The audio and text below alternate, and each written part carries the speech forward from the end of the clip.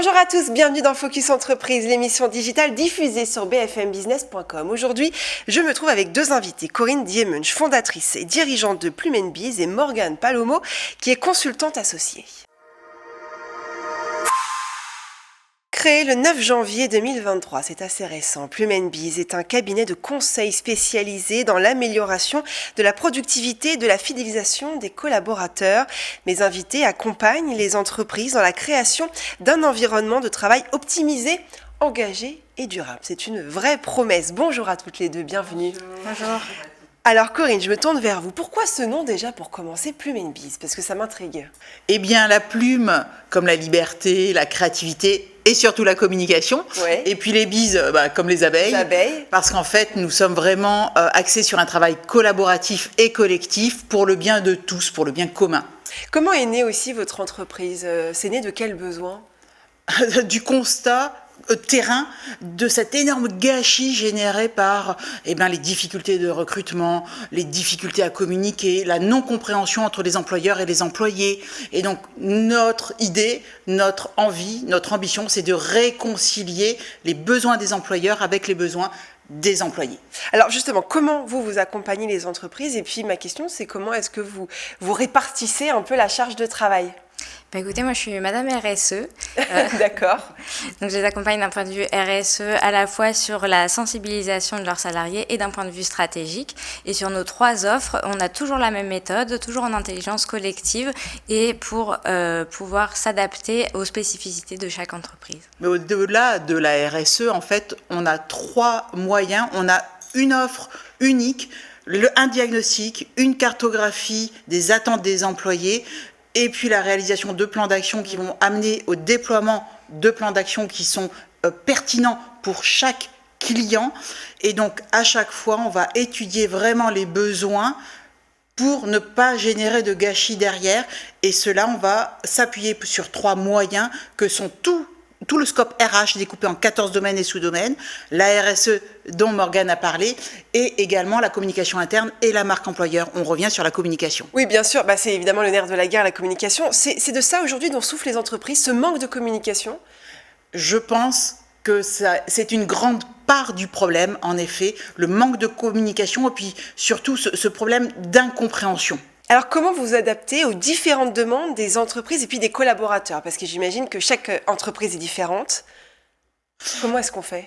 Et comment on fait? Eh bien, c'est vraiment l'objet de la démarche. Donc, il faut savoir quand même qu'on a mis 5 mois à générer une démarche structurée et structurante. Et donc, d'entrée, on va d'abord étudier les besoins de l'entreprise et l'ambition de l'entreprise, ses enjeux. Ensuite, on va travailler avec les collaborateurs et uniquement les collaborateurs. Bien sûr. Pour vraiment comprendre finalement leurs attentes. Qu'est-ce qu'ils attendent? Moi, je ne suis pas devin, personne n'est devin, on ne peut pas savoir ce qu'il y a dans la tête des autres et des collaborateurs en l'occurrence. Et une fois qu'on aura fait ce travail-là, donc c'est un travail que l'on fait en binôme pour avoir une sensibilité différente. Là, on va générer le plan d'action. En règle générale, c'est moi qui vais générer le plan d'action parce que mon métier, mon expérience précédente m'a amené à avoir cette connaissance-là. Et puis, quand on va accompagner notre client à déployer son plan d'action, là, en fait, on va rescinder les rôles. Soit Morgane va prendre certains aspects, moi je peux en prendre d'autres, et puis parfois on va faire appel à des experts. Nous ne sommes pas des toutologues, on n'est pas experts en tout, donc on va utiliser nos savoir-faire, nos compétences, et puis quand on ne sait pas, ou quand on a moins de compétences, on va faire appel à des partenaires. Qui sont ces partenaires alors? Ça dépend des sujets en fait pour lesquels on nous appelle. On a des partenaires qui vont intervenir d'un point de vue RH, d'autres d'un point de vue plus RSE. On fait vraiment appel vis-à-vis des besoins de nos clients. Et cet accompagnement des entreprises, elle dure combien de temps? Ça dépend aussi là des difficultés que rencontrent les entreprises. Ça peut être 1 mois, comme 1 an peut-être? Absolument. En règle générale, la première partie, donc diagnostic, cartographie et plan d'action, ça c'est sur 3 mois, 2 mois et demi, 3 mois, mais on a déjà mis en place des actions avant la fin des 3 mois. Et puis après, ça va dépendre de la décision de plan d'action, de déploiement de plan d'action, où on va accompagner ou pas en fonction des besoins de l'entreprise. Le vrai sujet aujourd'hui, vous le diriez, le problème aussi de pas mal d'entreprises, c'est la rentabilité. On est trop dans ce sujet-là aujourd'hui et moins dans l'humain. C'est ça votre job ?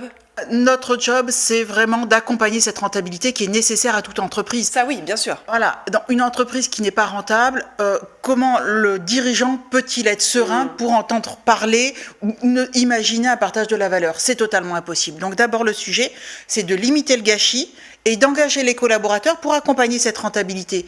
Maintenant, aller au-delà d'une rentabilité saine qui permette d'amener la sérénité, c'est de l'hypercapitalisme. Pourquoi pas? Moi, j'ai rien contre, mais c'est pas ce qui va faire l'épanouissement de l'humain.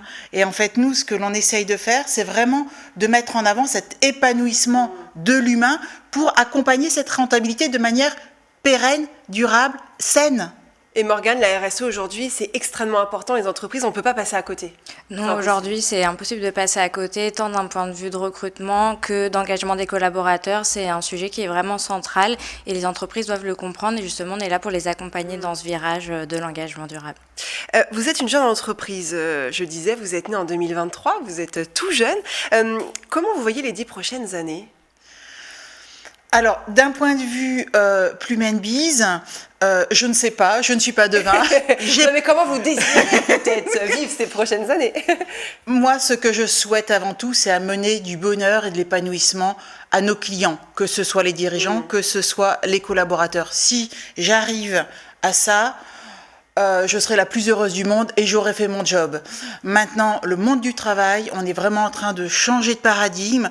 Moi, je mettrais ça un petit peu, j'assimilerais ça un petit peu à une coulée de boue, vous savez, dans les catastrophes climatiques. Coulée de boue, et au final, on ne sait pas trop quel sera le paysage. Ce qui est sûr, c'est qu'il y aura des dégâts humains, des dégâts financiers, et il va falloir faire quelque chose. Et donc, du coup, nous, on essaye d'amener à ce qu'il y ait le moins de dégâts possible, le moins de gâchis possible, et que tout le monde s'en sorte de manière chouette. Ah oui, c'est tout ce qu'on vous souhaite. Merci beaucoup à toutes les deux d'être venues sur le plateau de Focus Entreprise. Merci. Merci à vous. C'est la fin de cette interview. On se retrouve très vite, toujours pour un nouveau rendez-vous Focus Entreprise.